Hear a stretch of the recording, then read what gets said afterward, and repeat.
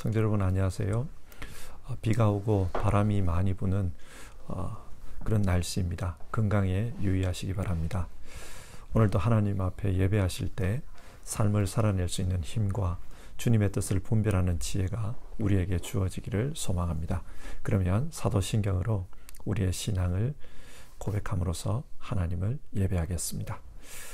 나는 전능하신 아버지 하나님 천지의 창조주를 믿습니다. 나는 그의 유일하신 아들 우리 주 예수 그리스도를 믿습니다. 그는 성령으로 잉태되어 동정녀 마리아에게서 나시고 본디오 빌라도에게 고난을 받아 십자가에 못 박혀 죽으시고 장사된 지 사흘 만에 죽은 자 가운데서 다시 살아나셨으며 하늘에 오르시어 전능하신 아버지 하나님 우편에 앉아 계시다가 거기로부터 살아있는 자와 죽은 자를 심판하러 오십니다. 나는 성령을 믿으며 거룩한 공교회와 성도의 교제와 죄를 용서받는 것과 몸의 부활과 영생을 믿습니다. 아멘. 찬송가 357장, 통합찬송가 397장입니다. 주 믿는 사람 일어나. 우리 1절 부르고 성경 말씀 보겠습니다.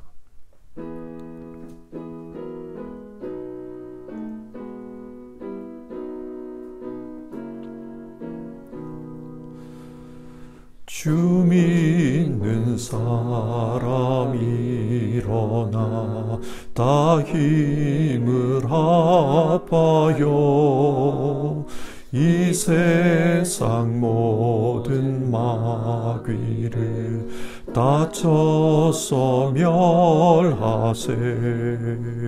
저 앞에 오는 적군을 다 싸워 이겨라. 주 예수 믿는 힘으로 온 세상 이기네. 믿음이 이기네. 믿음이 이기네. 주 예수를 믿음이 온 세상 이기네. 아멘. 성경 말씀은 나훔서 3장의 말씀입니다. 나훔서 3장 말씀을 살펴보겠습니다. 읽는 것은 3장 1절에서 7절까지를 읽겠습니다. 너는 망한다. 피해 도성. 거짓말과 강포가 가득하며 노략질을 그치지 않는 도성. 찢어지는 듯한 말채찍 소리, 요란하게 울리는 병거 바퀴 소리. 말이 달려온다. 병거가 굴러온다. 기병대가 습격하여 온다. 칼에 불이 난다. 창은 번개처럼 번쩍인다. 떼죽음, 높게 쌓인 시체더미, 셀 수도 없는 시체. 사람이 시체더미에 걸려서 넘어진다. 이것은 내가 창녀가 되어서 음행을 일삼고 마술을 써서 사람을 홀린 탓이다. 음행으로 문나라를 홀리고 마술로 문민족을 꿰었기 때문이다. 이제 내가 너를 치겠다. 나 만군의 주가 선언한다. 내가 네 치마를 내 얼굴 위로 걷어 올려서 내 벌거벗은 것을 뭇 나라가 보게 하고 내 부끄러운 곳을 뭇 왕국이 보게 하겠다. 우물을 너에게 던져서 너를 부끄럽게 하고 구경거리가 되게 하겠다. 너를 보는 사람마다 니느웨가 망하였다만 누가 그를 애도하랴 하면서 너를 피하여 달아나니 너를 위로할 자들을 내가 어디에서 찾아볼 수 있겠느냐. 아멘.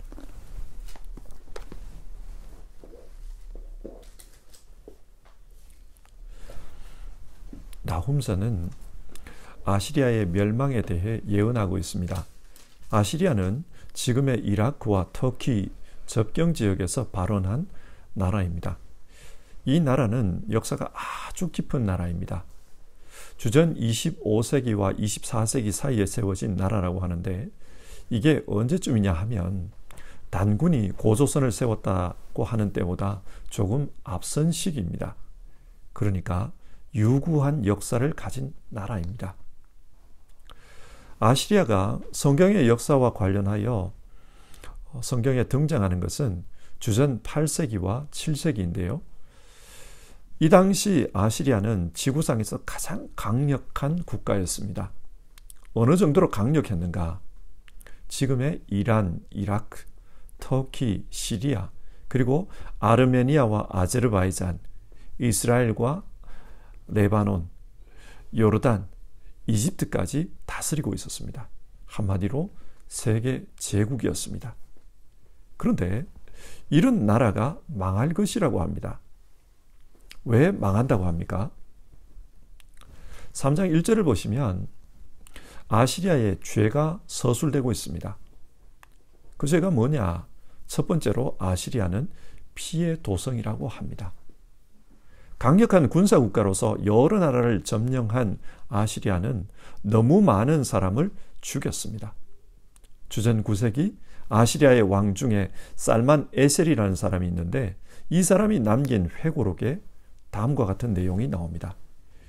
그들이 파놓은 참호를 그들의 시체로 가득 채웠고 넓은 들판을 그들의 시체로 덮었다. 양털에 빨간 물을 들이듯이 산들을 그들의 피로 물들였다. 많은 병거들과 말을 빼앗았고 그 성읍 앞에 해골 더미를 쌓았다. 사람을 엄청나게 죽인 것을 마치 자신의 자락인 것처럼 그렇게 회고하고 있습니다. 이처럼 아시리아는 전쟁을 통해 너무 잔악하게 살인을 저질렀습니다. 하나님께서 그것을 심판하겠다는 겁니다. 두 번째로 아시리아는 거짓의 도성이라고 합니다. 모든 국가는 외교를 통해 상호 협정, 조약 이런 것을 맺습니다. 그래서 이웃 나라와 give and take, 무엇을 주고 무엇을 받을 것인가 약속을 정하고 그 약속대로 나라 간의 관계를 유지합니다. 그러나 아시리아는 이런 약속에 신실하지 않았다는 것입니다. 일단 다른 나라와 약속은 하지만 자신들이 유리한 위치가 되면 언제든지 그 약속을 뒤집어 엎어버렸습니다. 그리고 힘으로 그 나라를 짓밟아 버립니다. 그래서 하나님은 이런 아시리아를 거짓의 도성이라고 부릅니다. 그리고 세 번째로 아시리아는 강포가 가득하며 노략질을 그치지 않는 도성이라고 합니다. 아시리아는 힘이 곧 정의다 그렇게 생각하며 힘이 있으면 무엇이든지 해도 된다 그런 생각을 가지고 있었습니다. 그러다 보니 국제관계에서 폭력이 난무했고 그 힘으로 다른 나라들을 노략질해서 자기 배를 채우는 것을 정당하다고 생각했습니다.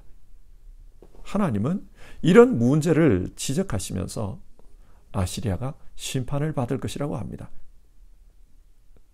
아시리아는 자기 죄의 결과로서 망하게 될 것이다. 그 말씀입니다.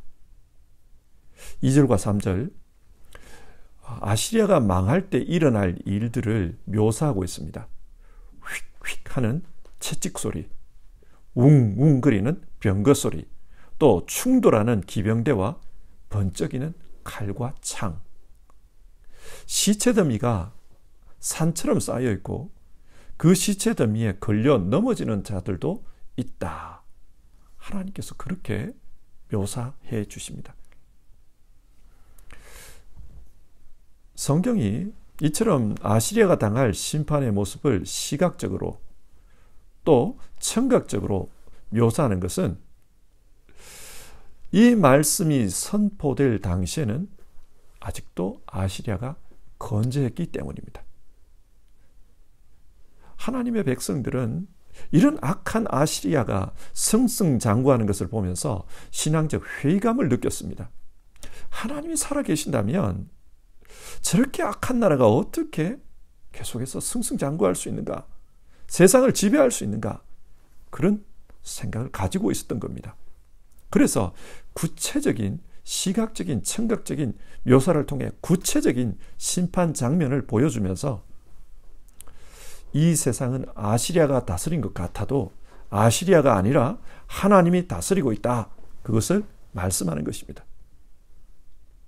자, 아시리아가 심판당하는 이유를 좀 더 구체적으로 보겠습니다. 4절인데요. 이것은 네가 장녀가 되어서 음행을 일삼고 마술을 써서 사람을 홀린 탓이다. 음행으로 뭇 나라를 홀리고 마술로 뭇 민족을 꾀었기 때문이다. 여기서 성경은 아시리아를 여러 나라를 미혹한 음녀로 비유하고 있습니다. 열방으로 하여금 영적 간음을 하도록 만들었다는 말입니다. 그러면 무엇이 아시리아가 범한 영적 간음입니까? 아시리아는 여러 나라를 꾀었습니다. 그리고 자기들의 신앙을 따르도록 강요했습니다. 아시리아의 신을 섬기면 자기들처럼 힘 있는 나라, 강한 나라가 될 것처럼 떠벌렸습니다. 이런 것이 음녀의 미혹입니다. 이스라엘 백성들도 이런 미혹에 넘어가서 하나님 신앙을 버리고 우상을 섬기기도 했습니다. 이런 측면에서 아시리아는 영적인 음녀였습니다. 그리고 아시리아는 마술을 써서 뭇 민족을 꾀었다고 합니다. 이게 무슨 말인가? 아시리아는 다른 나라와 관계를 시작할 때 처음에는 군사적인 협조를 약속합니다. 그래서 우리 밑에 있으면 우리가 보호해준다. 그렇게 약속하면서 동맹을 맺는 겁니다. 다른 나라가 쳐들어와도 우리가 보호해 줄 테니까 걱정하지 마라. 동맹을 맺습니다. 그리고 그들의 문화와 또 그들의 신앙을 주입시킵니다. 그런데 정작 그 위험이 사라지면, 다른 나라의 위협이 사라지면 이제는 아시리아가 나서서 그 나라를 공격해버립니다. 그리고 삼켜버려요. 여러 가지 동맹을 맺었지만 그 동맹은 휴지 조각에 불과합니다. 마술은 그냥 보면 신기하게 보이지만 사실은 사람의 눈을 속이는 것 아닙니까? 그처럼 아시리아가 다른 나라와 맺은 외교라는 것이 그런 눈속임인 경우가 많았습니다. 하나님은 이런 식으로 영적인 간음을 하게 만들고 또 외교적으로 마술을 부려서 다른 나라를 꾀는 이 아시리아를 심판하겠다는 말씀입니다. 그러면 어떻게 심판하십니까? 심은 대로 거두게 하겠다. 하나님은 그렇게 말씀하십니다. 4절에서 아시리아가 심판을 받는 이유가 영적인 음녀였기 때문이라고 했는데 5절을 보면 그 음녀에게 자기가 행한 대로 부끄러움을 당하게 하겠다. 그렇게 말씀합니다. 음녀가 나체로 수치가 드러나는 것처럼 아시리아의 온갖 허물이 적나라하게 드러나게 하겠다. 그 말씀을 하십니다. 그래서 열방의 나라들이 이 아시리아의 수치를 구경하게 될 것이다. 그러면서 보는 사람마다 니느웨의 멸망은 당연한 결과다. 심은 대로 거둔 것이다. 그렇게 말할 것이라고 합니다. 심은 대로 거두게 하겠다. 주님께서 그렇게 말씀합니다. 8절부터 11절을 보면 이 아시리아의 멸망이 얼마나 확실한 것인가 그것을 말하기 위해서 이집트의 테베 이야기를 끄집어냅니다. 테베는 이집트의 한 도시인데 지형적으로 정복하기가 굉장히 어려운 그런 곳이었습니다. 한쪽에는 사막이 있고 다른 쪽에는 나일강과 홍해가 있고 또 다른 쪽에는 지중해가 있어서 외부에서 쳐들어가기가 굉장히 어려운 곳에 이 도시가 있었습니다. 그런데 주전 663년 아시리아의 왕인 아수르바니팔이 이 테베를 정복했습니다. 많은 사람들이 테베는 정복하기 어려운 도성이다. 그렇게 말들 했지만 결국 정복되고 말았습니다. 그처럼 아시리아의 수도인 니느웨 역시 점령하기 어려운 큰 도시라고 자랑했습니다. 하지만 정복이 될 것이다. 테베처럼 정복이 될 것이다. 그런 말씀을 합니다. 12절과 13절 그때는 니느웨의 요새도 마치 다 익어서 나무만 흔들어도 열매가 떨어지는 그 무화과처럼 그렇게 떨어지고 무너질 것이다. 그렇게 이야기합니다. 그리고 니느웨를 지키는 군인들은 두려움에 떨며 싸움을 포기하고 적이 오면 성문을 열어버릴 것이다. 그런 말씀을 해요. 14절과 15절, 전쟁 때에 성이 포위되면 물 문제가 심각해집니다. 그래서 전쟁을 앞두고 식수를 모으고 또 성을 정비하고 그 성을 정비하는 과정에 벽돌을 굽기 위해서 벽돌 가마를 만드는데 이런 모든 전쟁 준비도 헛수고라고 말씀합니다. 벽돌을 굽기 위한 가마에서 오히려 불이 나와서 자기들을 삼킬 것이고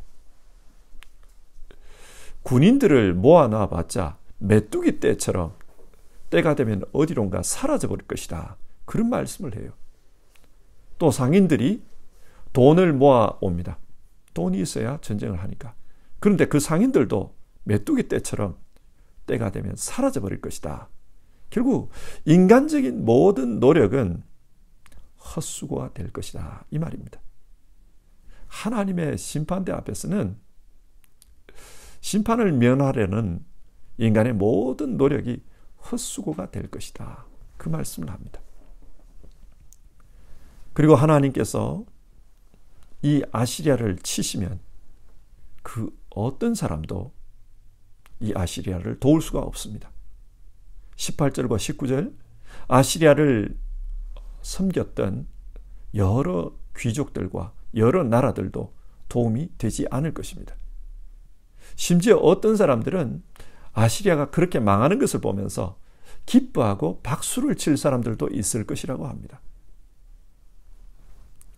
어떤 사람이 세상을 떠나면 남은 자들은 떠나신 분을 애도하고 고인의 죽음을 아쉬워하는 것이 정상적입니다.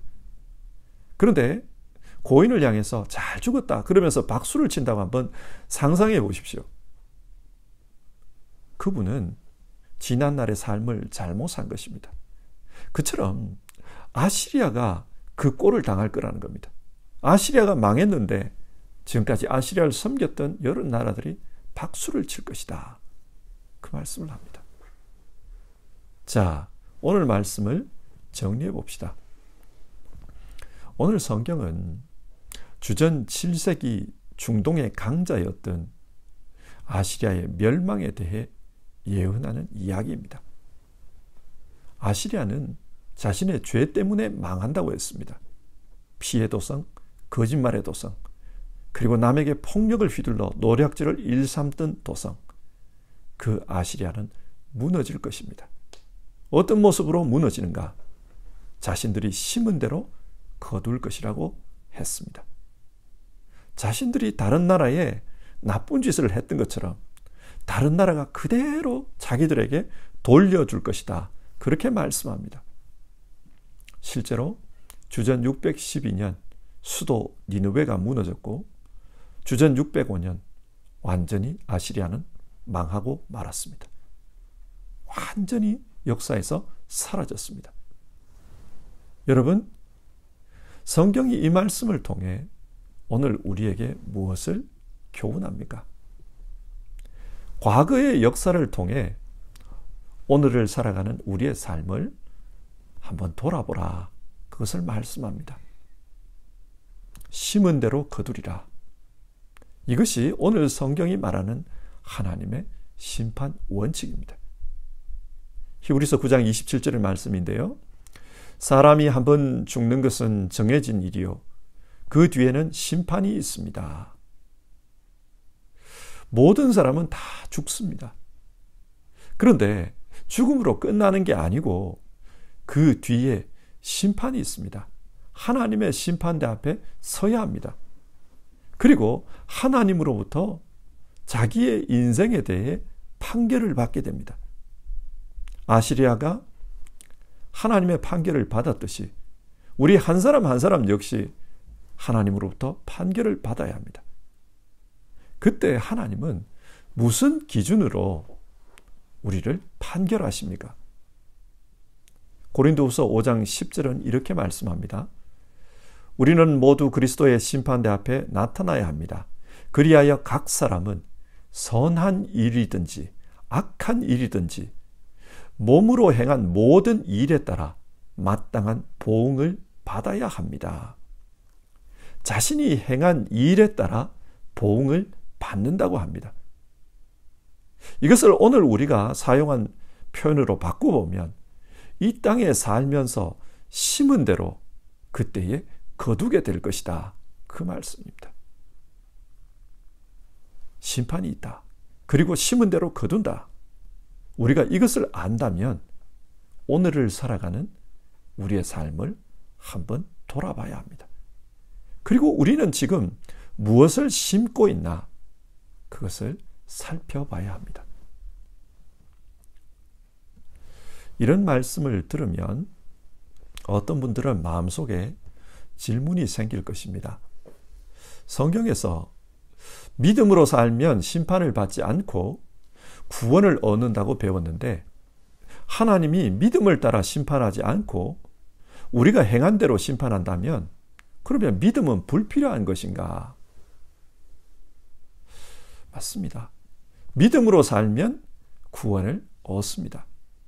좀 더 정확하게 말하면 예수님 안에서 예수님과 함께 살면 그 사람은 구원을 얻습니다.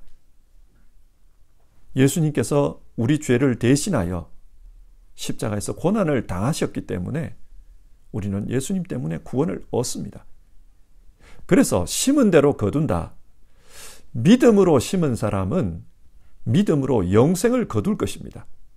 그러나 불신으로 산 사람은 그 불신에 합당한 열매를 거둘 것입니다.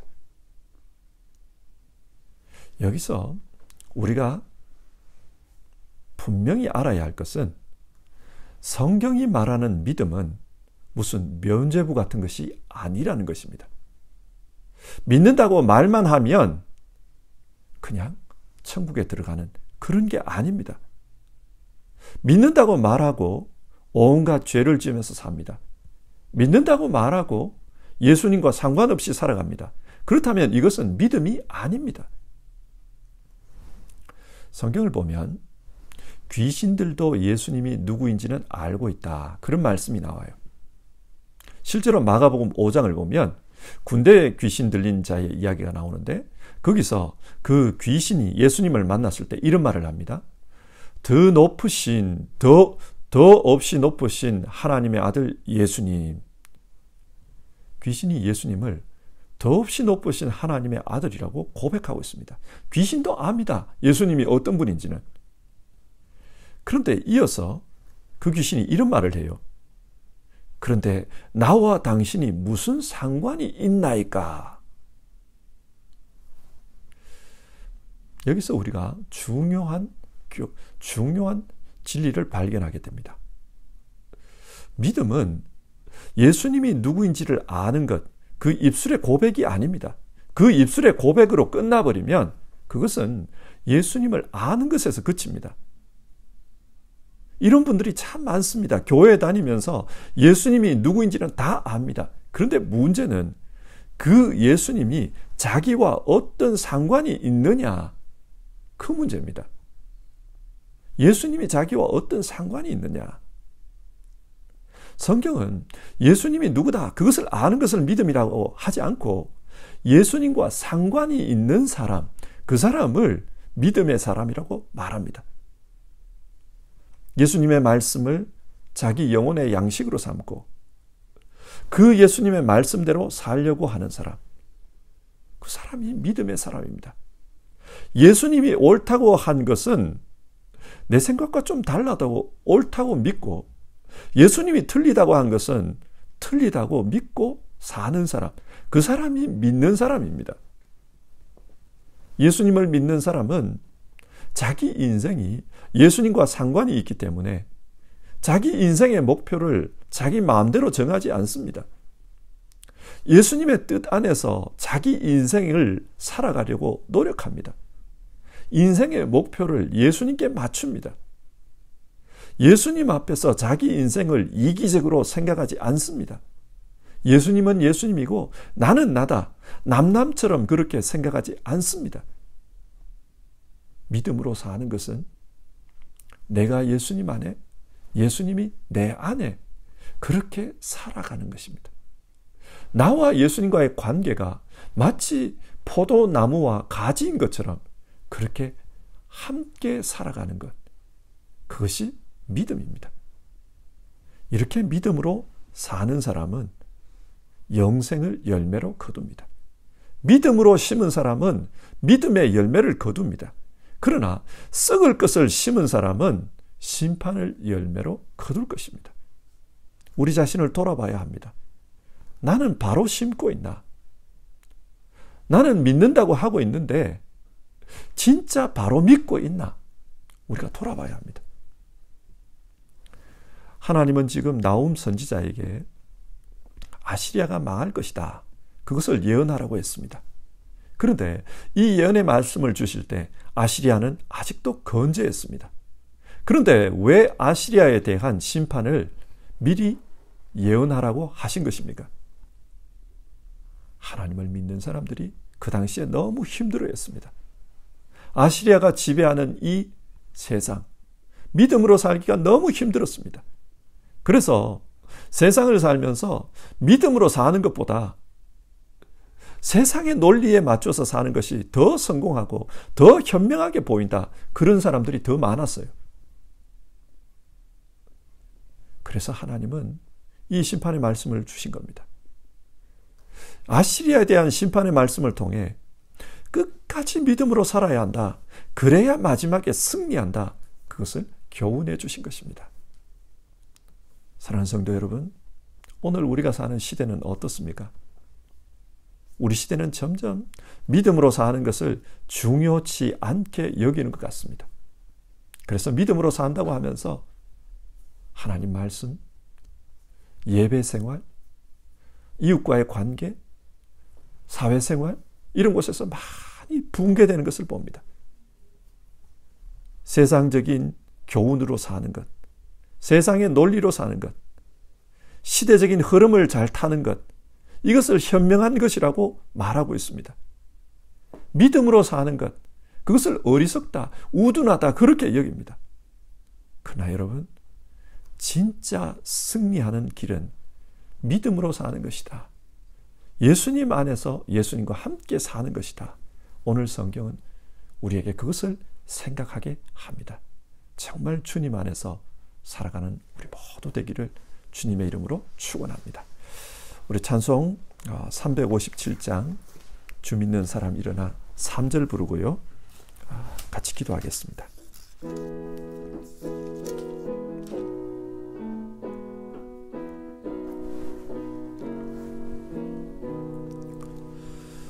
끝까지 이긴 자에게 흰 옷을 입히고 또 영생 복을 주시니 참 기쁜 일일세.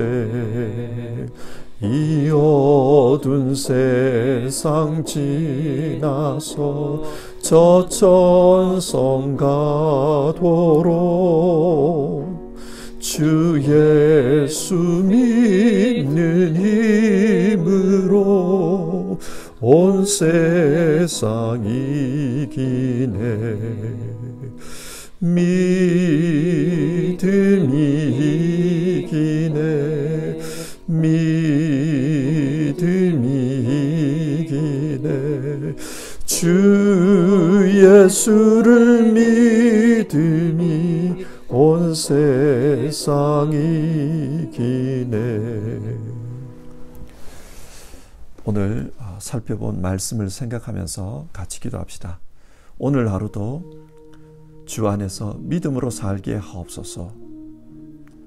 세상이 변해가고 그 세상 속에서 우리 믿는 자들의 삶의 태도도 변해가는데, 그러나 그럼에도 끝까지 믿음으로 살게 하옵소서. 그것이 승리하는 길인 줄 믿고 살게 하옵소서. 우리 이렇게 기도하고 하루를 시작합시다.